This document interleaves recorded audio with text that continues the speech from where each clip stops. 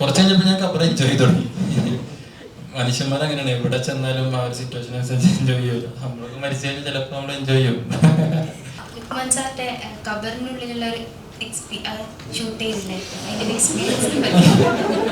നല്ല എക്സ്പീരിയൻസ് ഒക്കെ കിടക്കുമ്പോ വരാം. അത് ആക്ച്വലി എനിക്കത് ഞങ്ങളത് വേറൊരു സംസാരിച്ചുള്ളൂ. അതങ്ങനെ സെറ്റ് ഇട്ട് അങ്ങനെ നമ്മൾ കബർ വേറെ തന്നെയാണ് ഷൂട്ട് ചെയ്തത്. അപ്പോൾ കബർ ഷൂട്ട് ചെയ്യുമ്പോൾ എനിക്ക് മെന്റലി കുറച്ച് പ്രശ്നങ്ങളുണ്ടായി. അത് കാണുമ്പോൾ നമുക്ക് മൈൻഡിനും നമ്മളെ ഫുൾ മൂടി അകത്ത് വെക്കുമ്പോഴും ഞാൻ 2-3 പ്രാവശ്യം പെട്ടെന്ന് ടെൻഷൻ അടിച്ച് എനിക്ക് അങ്ങനെയൊക്കെ ഉണ്ടായി. പക്ഷെ ഞാൻ കുറച്ച് കഴിഞ്ഞപ്പോൾ ഞാൻ കബർ എൻജോയ് ചെയ്ത് തുടങ്ങി. മനുഷ്യന്മാർ അങ്ങനെയാണ്, എവിടെ ചെന്നാലും ആ ഒരു സിറ്റുവേഷൻ അനുസരിച്ച് എൻജോയ് ചെയ്യും. നമ്മളൊക്കെ മരിച്ചു കഴിഞ്ഞാൽ ചിലപ്പോൾ നമ്മൾ എൻജോയ് ചെയ്യും.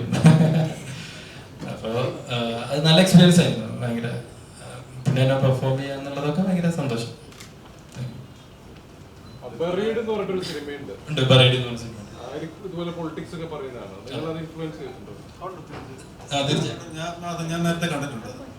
ഞങ്ങളത് ഇത് ഫസ്റ്റ് സബ്ജക്ട് സംസാരിച്ചപ്പോൾ നമ്മൾ ബറീഡിനെ കുറിച്ച് സംസാരിച്ചായിരുന്നു.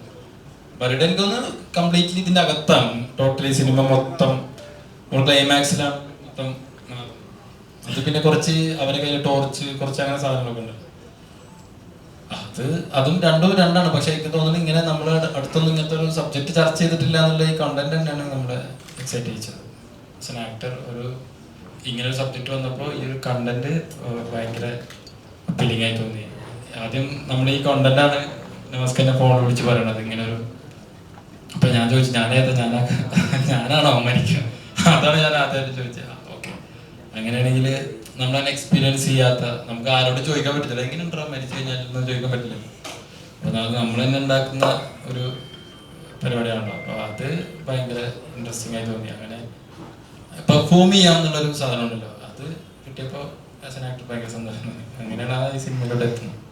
ഈ മഞ്ഞുമൽ ബോയ്സിൽ ഈ കുഴി പോയിട്ട് ആളതിന്റെ അകത്ത് കുറെ നേരം ഉണ്ടല്ലോ, ആ സിനിമ വന്നപ്പോ നിങ്ങൾക്ക് പേടിയുണ്ടായിരുന്നു ഇത് സംഭവിക്കുന്നത്? മറ്റേ ആ ഫാസിന്റെ ഒരു സിനിമ അതിന് മുമ്പ് തുടങ്ങിയതാണോ ഷൂട്ട്? അല്ലല്ല, മഞ്ഞുമല്ല് ഷൂട്ട് നടക്കുമ്പോൾ നമ്മുടെ കഴിഞ്ഞു. ഒരുപോലെ കുറച്ച് ആളുകൾ ചിന്തിക്കുന്ന പോലെ തോന്നുകയും നിങ്ങളുടെ പ്രൊജക്റ്റ് ബുദ്ധിമുട്ട് വരികയും ചെയ്തോ? ഒരുപോലെ ചിന്തിക്കുന്ന ആൾക്കാരെ കണ്ടിട്ടുണ്ട്. പക്ഷെ ഒരേ സാധനം 10 രീതിയിലായിരിക്കാം വരിക എന്നുള്ളതാണ്. അപ്പൊ അത് എനിക്ക് ഭയം ഉണ്ടായിരുന്നെങ്കിൽ കൂടി നമ്മുടേതായ ഒരു വ്യത്യസ്തത ഉണ്ടാവും എന്നറിയാമായിരുന്നു.